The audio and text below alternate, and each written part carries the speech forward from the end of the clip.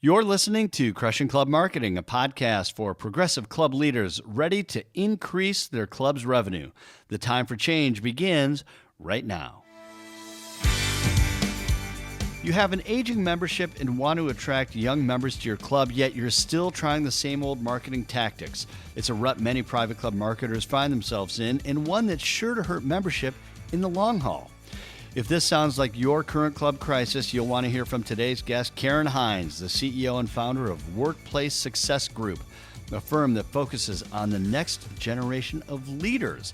In this episode, Karen debunks millennial stereotypes to help you better understand the generation that's challenging the way clubs operate and present themselves. Well, Karen, thanks so much for being with us today. Thanks for having me, and hello to your listening audience out there. Well, thank you. This is such an interesting conversation around the quote-unquote millennials, and as you and I have been discussing prior to the recording, it's a phrase that, I mean, for me at least, I am growing tired of using it, and I actually feel like it's becoming a somewhat offensive term. Do you feel the same way? I so agree with you. I mean, when you hear the term millennials or Gen Y, as they're often referred to, it's almost like a dirty word now because people really don't like that. And it's a generalization of a generation.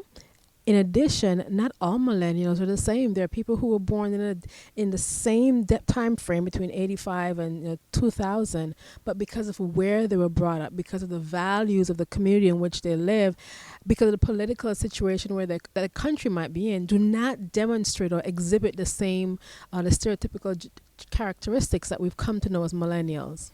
And it's so interesting, too, because this has gone on for probably forever, where the older generation has some issue with the younger generation. Yes. I always think about like rock and roll music, right? It's like, what is this? Turn this music down. Exactly. So the idea even of people who are in their, say, 50s or probably 50s, I guess, and looking at millennials and thinking, oh my gosh, why has it become such a big deal, do you think? I think it's become a big deal because we have such information is readily available, so to speak. So we think in the years gone by, the generational divide has always been there. My grandparents talked about it, my great-grandparents talked about it, and it will continue. But now we're in an information age where we're able to have information available at our fingertips, so people are able to talk more about it and they're able to express themselves. So we hear more. And we feel it's bigger. It really isn't bigger per se. It's the same conversation they had 100 years ago. We just hear more because of the mediums we have available to us now. That's interesting. Yeah, so it's just easier to spread that information. Spread it quickly. Yeah. Social media, podcasts, radio, really TV, streaming, you name it. Before it's probably radio and TV or newspaper. So right. Now we have multiple mediums by which to share this information. Yeah. In your work, you do quite a bit of work with people in this younger set. Yes, we're developing millennial leaders. Exactly. Yeah. Tell us what have you learned about this generation, and that would be useful for people who are listening. Like how do from what, and these are all we realize these are generalizations, but in that context, what are some things that you've learned about this generation? So for this generation, this will be or is the most diverse generation that we've ever seen anywhere in our history. So we have people who come from diverse backgrounds, and that's important because we're now in a global economy where we need to pay attention to who our clients are, where our demographics are coming from, and what their needs are. And companies are also able to bring in new products because their demographics have changed of who their clientele really is. So that's one thing we know about them. They're diverse. They're big on collaboration. You might think because they're stuck behind a screen, they're so used to being digital natives that's all they think about. They're very big on collaboration. They like the idea of working in teams and solving problems together. It's also important that we recognize for this particular generation, they're confident and they like to know that their values, their opinions are being heard. So it's not uncommon for them to come and ask for feedback and not think about the title behind the person they're asking for. They'll go into the CEO's office and say, what are your thoughts? Because that's how they're raised. Yeah. As consumers, how do they behave? Maybe differently than people who are now in their late 40s, 50s, and older. They're big on data. So for this generation, they like to see analytics and data because it's always been available to them. They know exactly where to find that information. So they're big on data. They want to investigate the products and services that they're working with. So it's no longer okay for an organization to say, we have the best service or we have the best product. They can find that. It's how then do they tell that story to this generation. That's important for them. Yeah, and so in that same vein, we have a lot of conversations with clubs around the importance of having really good information on their website. Giving that visitor, it's sort of like one of the things that Brian Halligan, the CEO of HubSpot, talked about in his keynote during the Inbound conference in Boston is removing friction from this buyer.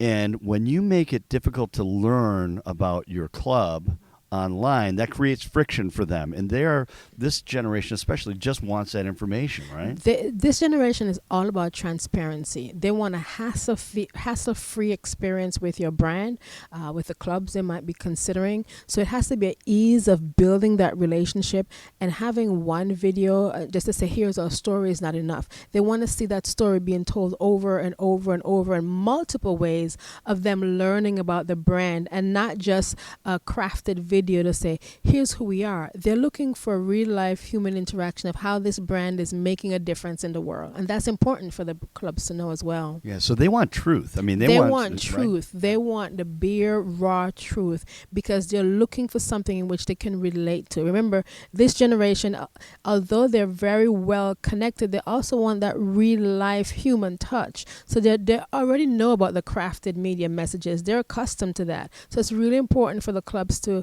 send a message that says we are human, we're real, and here's what we stand for.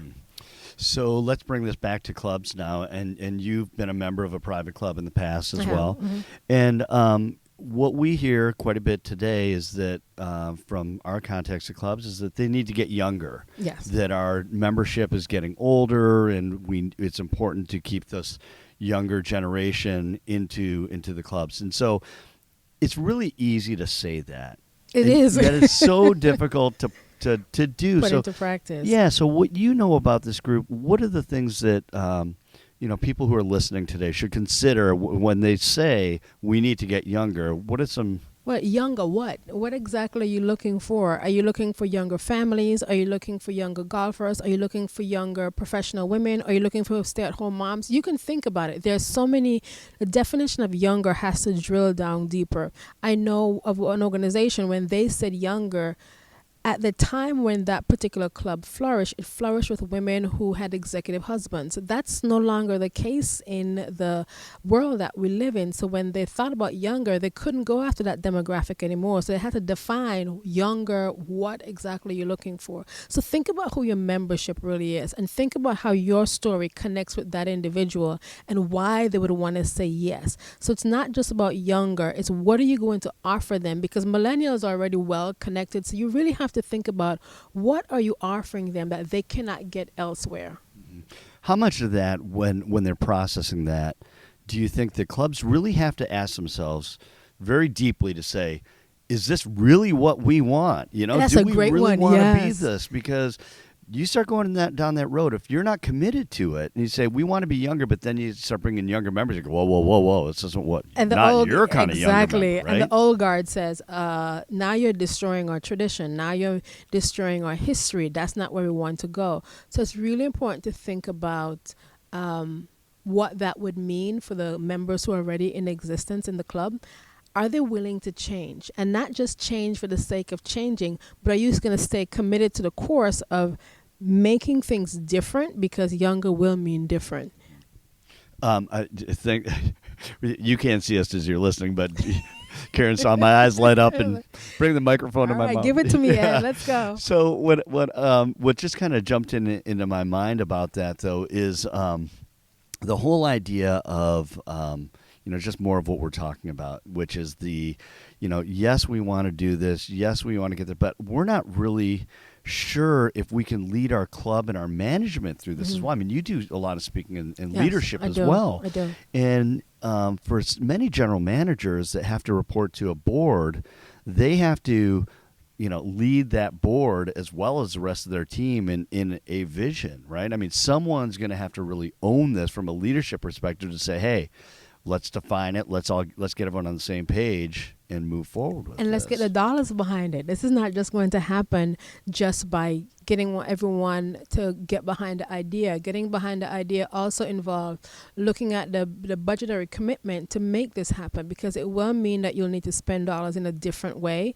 And it will mean that for some of the clubs, they might have members who enjoy the tradition, enjoy the history, and may not be ready to change as well. So that's important to keep in mind, that the GMs who are charged with this must get that support in order for it to work, and not just a 6-month commitment, but a long-term commitment, because the clubs will never be the same. Our world is changing too fast for it ever to be the way it was years gone by. So before we leave this topic, let's talk about trust. And you say it's got to be a long-term commitment. It can't be a 6 months and, hey, let's see how it goes. Because if you do that, what is this generation, we'll use the term because it's popular, what do millennials see if they see it's like they said that, but now they're not really doing that anymore? Yes, and then you start to wonder about the authenticity, where you're just chasing the dollars. And we also can't just think of millennials. Gen Z is a next generation on ramp coming up. So this is a business imperative, where this time it's millennials, the next time it's Gen Z, and every other generation. So it's about, how does a club continually reinvent itself to understand its membership base and understand how they can best serve the needs of those individuals, whether they're currently at the club or you're trying to encourage them to come and join. What are you offering? So let's segue to that. It's a perfect segue. So assuming that the general manager, the board, the leadership of the club is very clear about who they want, what this next generation member looks like, family, demographics, whatever that might be, they're very clear about that. How do you then sell to this? Like, what are the things they should keep in mind as they are pitching prospects and prospective members of their club? Millennials don't like to be pitched to.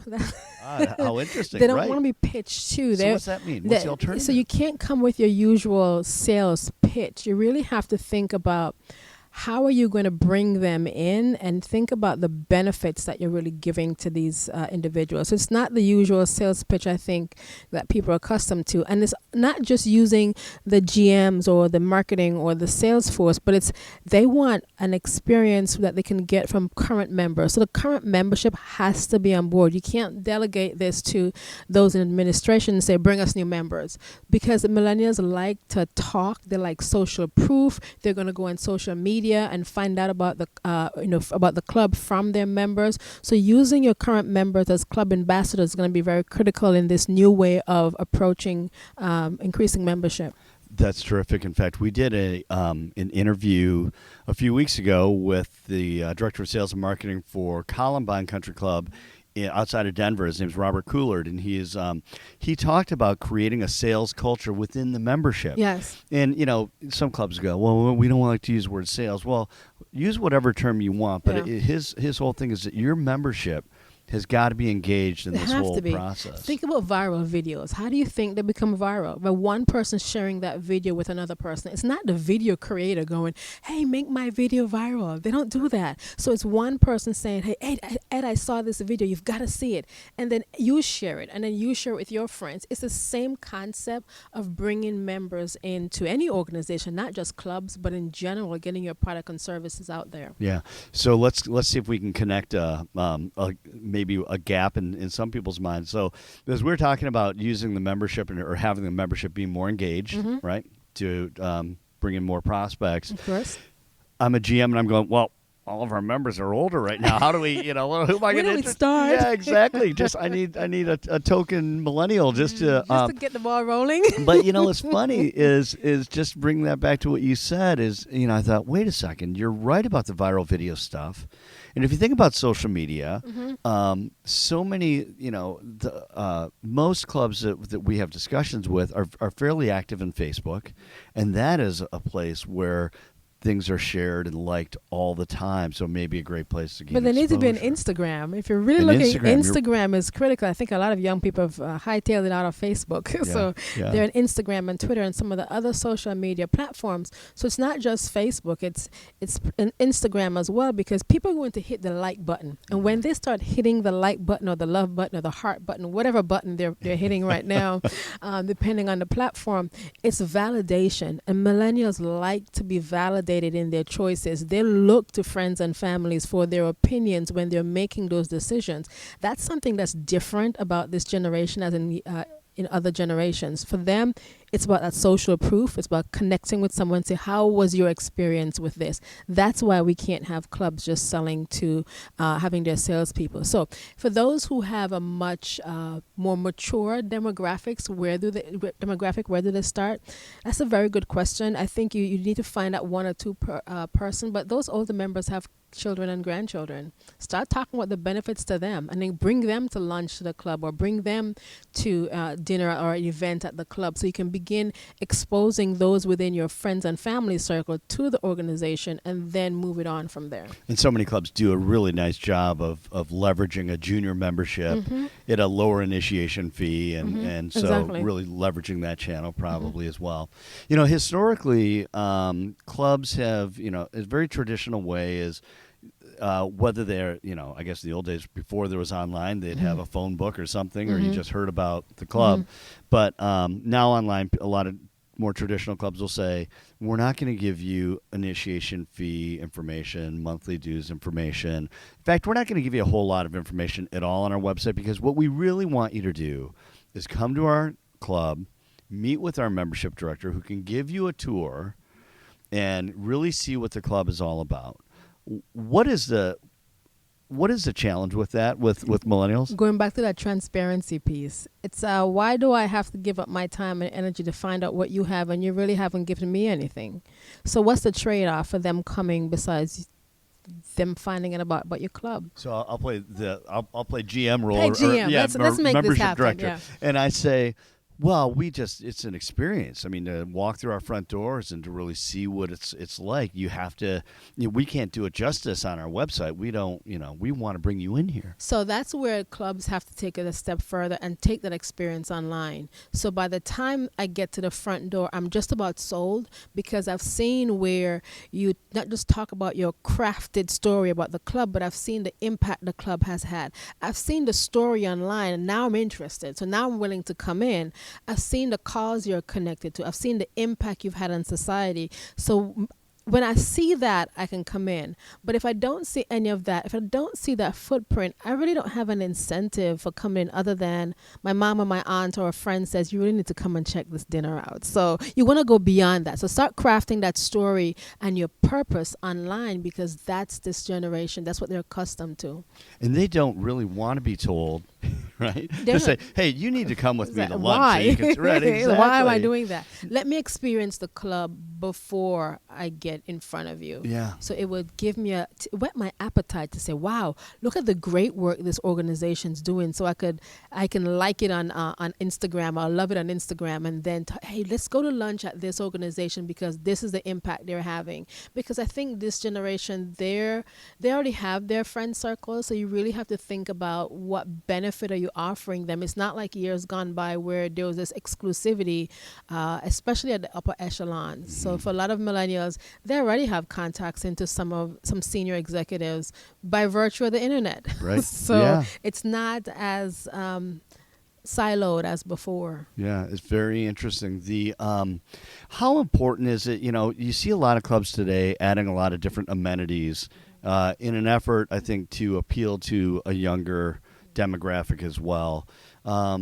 If you were to just, dream up, knowing what you know about millennials, if you were to dream up things around like what private clubs could do to make them more appealing generally to a younger demographic, is there anything that comes to your mind? I think First of all, you have to recognize what young means for your club, and before you start deciding on amenities, because you can put amenities in that fits a younger demographic, but it's not your younger demographic. So before you even think about, let's put these great amenities in like some of the other companies, don't do that until you know what your younger demographic need. So one quick example, there's the club that I know of where it would be advantageous to them if they had a room set aside for those younger people where they can do business. So they're coming into the club. They want a quiet space where they can work on their laptops. But this particular club doesn't have that. And for these working millennials, they're always on their laptops. They're always on their computers. They need a space where they can either conduct business. They can have quick meetings. They can feel business friendly. And this particular organization doesn't offer that, or even a strong Wi-Fi signal. That basic. Sure, right? Yeah, absolutely. A strong Wi-Fi signal could be a good start. Yeah, absolutely. So it is interesting about again, it goes back to the idea of really understanding who that demographic is. What do they look like? What do they want? So some clubs might say, well, we don't really. That's not the kind of member we want to have as well. Right, and then it is finding different amenities that might exactly. Might appeal to if you're appealing to a family audience, then have something that would be exciting for the children. It might not be a business audience, but it's a family audience. So what can we have for the kids? Do we have a game room? Do we have a place where they can experience virtual reality or something along those lines where they can be and feel engaged? But it's really thinking about what younger means and what their needs are before you put in a dedicated workspace for them, or before you're putting a family room or whatever other amenities might be, a fitness center or something along those lines. It just varies. Yeah. Your visibility into this topic goes well beyond private clubs. In fact, the majority of your business is not in private clubs. Right, absolutely. And yet the problem, or the challenge, I should say, is pretty much the same across the board, isn't it? It's the exact same. And I think what companies need to be very mindful of, or any organization, not just companies or private clubs, but any organization needs to be mindful of, if you're in business, you need to be agile enough to change with the times.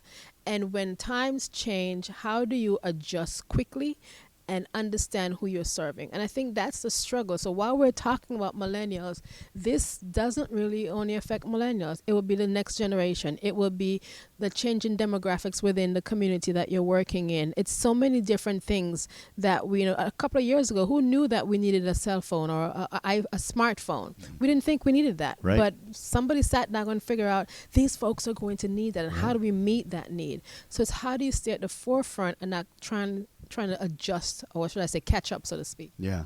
How critical is this that all businesses, all organizations, again, private clubs or corporations, figure some of this out? It is. If I could stand on the top of Mount Everest and have a megaphone that reaches across the world, I would do that. Because dollars are affecting, your buying power, your ability to bring in revenue will be affected. You're losing market share because you don't understand the people who you're supposed to be serving, or you're not giving them the service or products that they need because you're continually serving an audience from 30 or 40 or 50 years ago, who unfortunately they've either transitioned or they're no longer interested in the product or service you're selling. So you're losing market share. And just look around to all the companies that are no longer in existence because they refuse to adapt. So this is about survival. It's not about emotions. It's a pure business case. Yeah. Do you want to survive? Do you want to increase your market share? Are you at the point now where you're willing to say the pain is enough? Let's do something about it. Yeah, that's terrific. So I really appreciate your insight and great stuff. Let me ask you just a couple of closing questions. Sure. One, what's happening next? I mean, you talk about Gen Z next. Gen Z. If you're sitting in your office listening, going, once these millennials grow up, we're going to be through this and everything's going to be fine. We can go back to the way we were doing things before. That's not going to happen, no, is it? I think if you're sitting in your office listening to this, feeling a bit overwhelmed, thinking, oh gosh, these millennials, The only question I want to ask is, are you ready to constantly adapt? That's the question you should be asking yourself. And if you're not, you're in the wrong business, because it's millennials today. We've had to adapt. Now we have podcasts. 50 years ago, this wasn't available. It was a radio show. It was a radio show, maybe, if you're good yeah. enough, yeah. And 100 years ago, you didn't even have some of the things we have now. So it's, how do you constantly come from a mindset of accepting change and rolling with it, and always looking for ways in which you can improve? That's what you think about. Don't think about the word millennial. Just think about, how do we adapt to change quickly? How do we meet the needs of our customers? And how do we continue to grow our bottom line? In so many ways, I feel like while there are a lot of frustrations, and we talked about transparency earlier, and it can drive people nuts, because in many ways I feel like it's forcing us all as leaders to be better at what we do, to communicate more clearly, to set clearer expectations, and just to in some ways just be better humans. Yes, the ambiguity that we've become accustomed to is leaving, and people don't like that, because it can no longer hide behind policies and procedures and everything else that we often hide behind. So I love it that millennials have challenged us in this way. It's making us better businesses, better organizations, better people. It doesn't mean they're perfect, because they don't know everything. For sure. They also need to recognize that those of us who've come before do bring a value to the table, and that needs to be recognized. So let's be very mindful of that as well, that we shouldn't throw that out and thinking that they're the solution to every problem. Let's recognize what all generations bring to the table, value that, and collectively move forward into a different tomorrow. Yeah, that's awesome. So where can people find more information about you and your work? Hop on to workplacesuccess.com. And there's our website. Connect with me on Twitter, Karen Hinds, WSG. Workplace Success Group is the name of our company. We're on Instagram. We're on all the social media platforms. Yeah, of course YouTube. you are. Right. Of course we are. Of course we are. But workplacesuccess.com is our website. Join us there. Awesome. Thanks so much for your time. Thanks Karen. for having me, Ed. It's been a pleasure.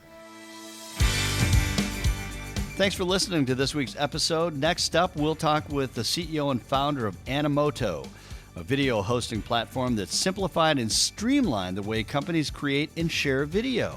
Founder Jason Chow shares his 2 cents on the rise of video and its ability to build brand awareness for your club and even inspire new membership.